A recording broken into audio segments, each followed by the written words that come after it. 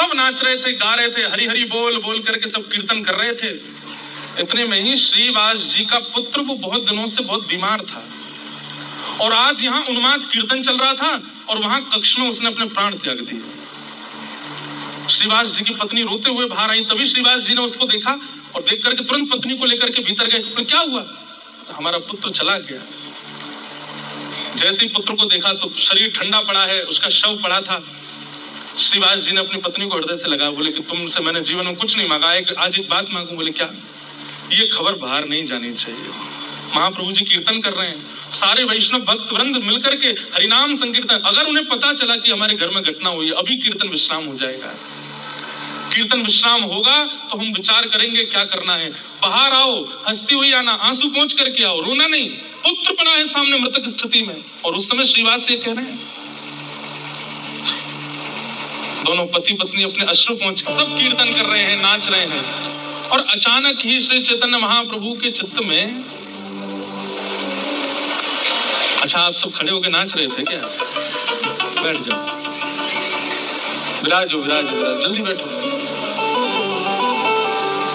कीर्तन करते करते अचानक महाप्रभु जी के भाव में सूक्ष्मता आ गई।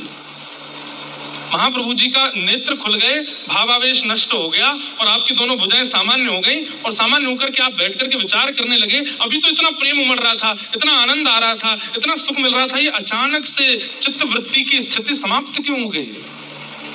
कोई अशुभ घटना घटी है आसपास।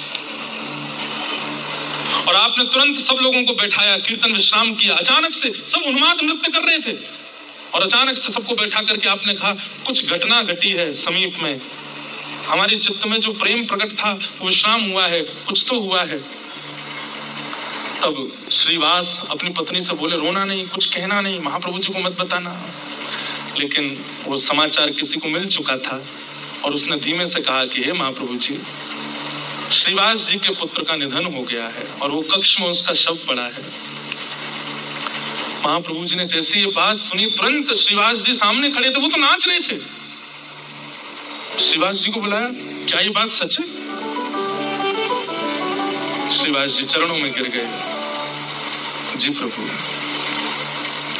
आपने तुरंत श्रीवास जी को हृदय से लगाया और कहा कि आज सच्चे नाम निष्ठ का हमें दर्शन हुआ है। हे श्रीवास जी, जो भी कोई संकीर्तन, जो भी कोई नाम भावुक आपका नाम स्मरण करेगा, आपको एक बार प्रणाम करेगा, उसके नाम का, उसका फल तत्क्षण उसको राधा माधव के दर्शन हुआ करेंगे।